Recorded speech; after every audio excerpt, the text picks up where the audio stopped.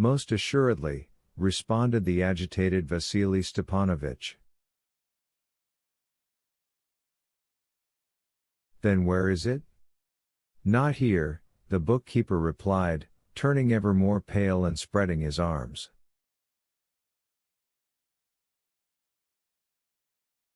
And indeed no trace of the contract was found in the files of the bookkeeping office, nor at the fine directors, nor at Likodaev's or Varanyuka's.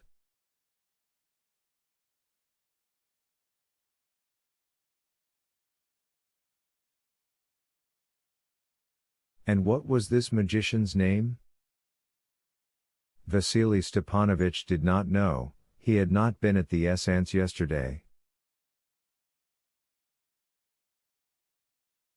The ushers did not know, the box office girl wrinkled her brow, wrinkled it, and finally said.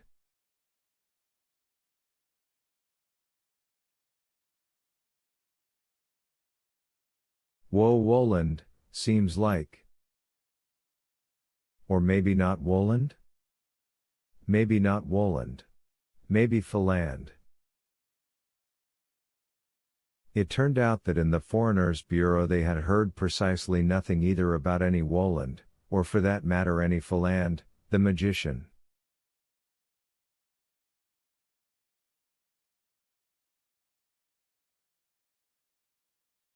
The messenger Karpov said that this same magician was supposedly staying in Likodaev's apartment.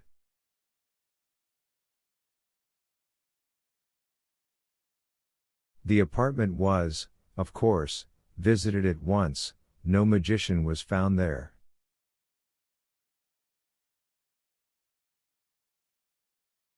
Likodaev himself was not there either.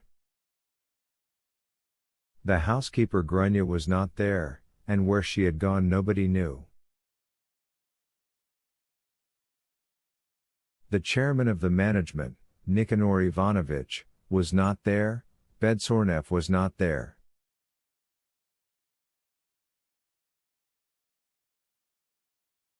Something utterly preposterous was coming out, the whole top administration had vanished, a strange, scandalous séance had taken place the day before, but who had produced it and at whose prompting, no one knew.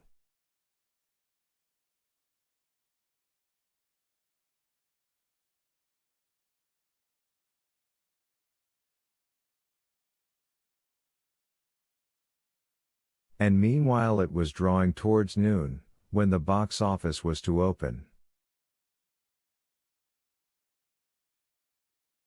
But, of course, there could be no talk of that.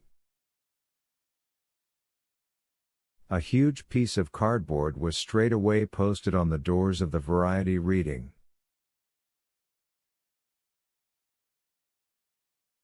Today's show cancelled. The line became agitated, beginning at its head, but after some agitation, it nevertheless began to break up, and about an hour later no trace of it remained on Sadovaya.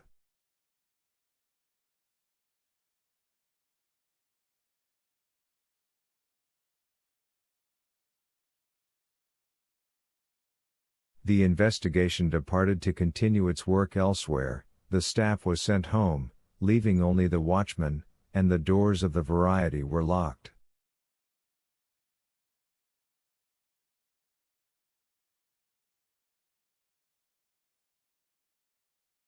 The bookkeeper Vasily Stepanovich had urgently to perform two tasks.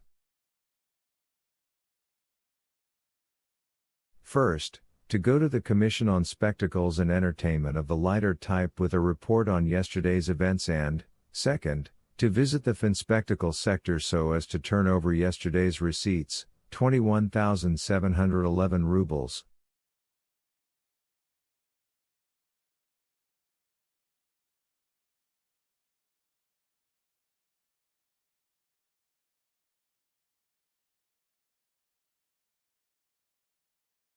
The precise and efficient Vasily Stepanovich wrapped the money in newspaper, crisscrossed it with string, put it in his briefcase, and, knowing his instructions very well, set out, of course, not for a bus or a tram, but for the cab stand.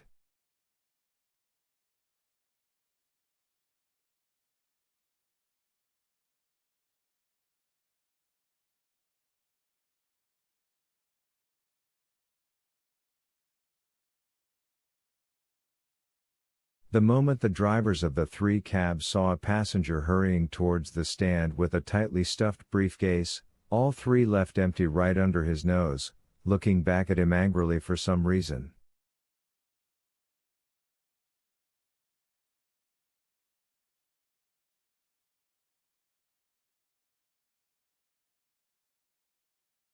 Struck by this circumstance, the bookkeeper stood like a post for a long time, trying to grasp what it might mean.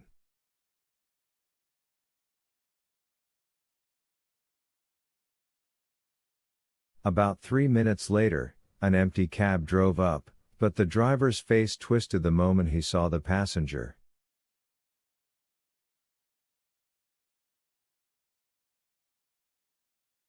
"Are you free?" Vasily Stepanovich asked with a cough of surprise. "Show your money," the driver replied angrily, without looking at the passenger. With increasing amazement, the bookkeeper, pressing the precious briefcase under his arm, pulled a 10-ruble bill from his wallet and showed it to the driver.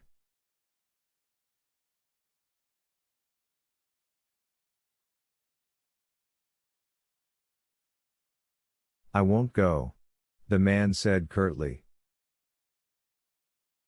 "I beg your pardon," the bookkeeper tried to begin, but the driver interrupted him.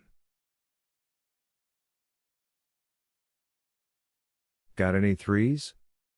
The completely bewildered bookkeeper took 2 3-ruble bills from his wallet and showed them to the driver.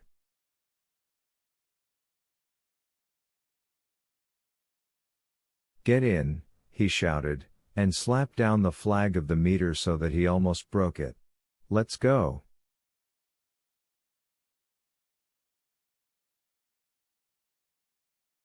"No change, is that it?" the bookkeeper asked timidly. "A pocket full of change," the driver bawled, and the eyes in the mirror went bloodshot. "It's my third case today."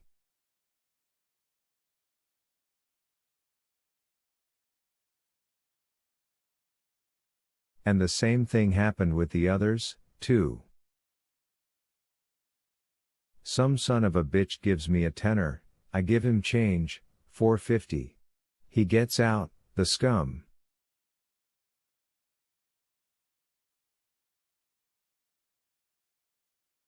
About 5 minutes later, I look, instead of a tenner, it's a label from a seltzer bottle. Here the driver uttered several unprintable words. Another one, Beyond Zubovskaya.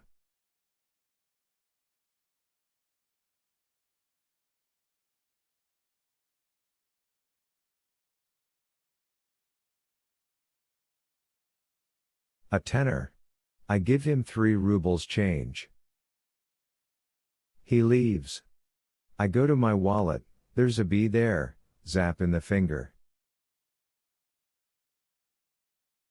"Ah, you."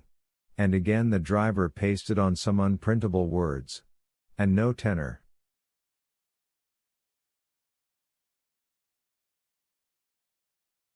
Yesterday, in the variety here, unprintable words, some vermin of a conjurer did a essence with 10-ruble bills, unprintable words.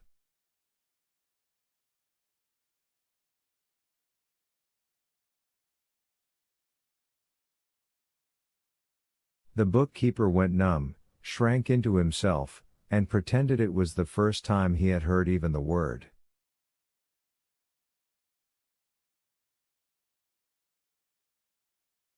Variety, while thinking to himself. Oh. Having got where he had to go, having paid satisfactorily, the bookkeeper entered the building and went down the corridor towards the manager's office, and realized on his way that he had come at the wrong time.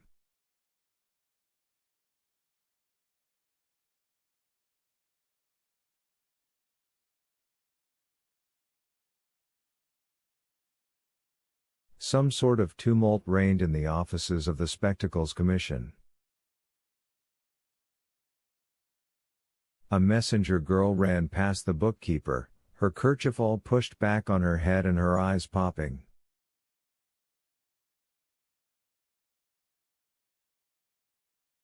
"Nothing, nothing, nothing, my dears," she shouted, addressing no one knew whom. "The jacket and trousers are there, but inside the jacket there's nothing."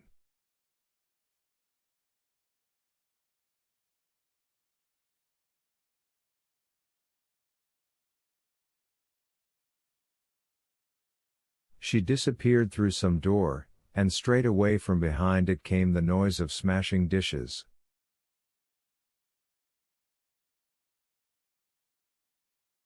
The manager of the commission's first sector, whom the bookkeeper knew, ran out of the secretary's room, but he was in such a state that he did not recognize the bookkeeper and disappeared without a trace.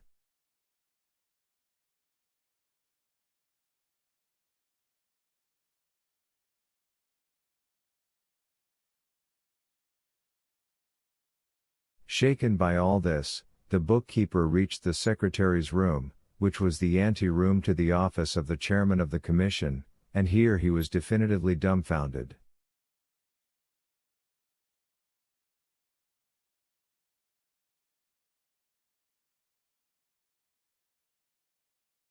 From behind the closed door of the office came a terrible voice, undoubtedly belonging to Prokhor Petrovich, the chairman of the commission.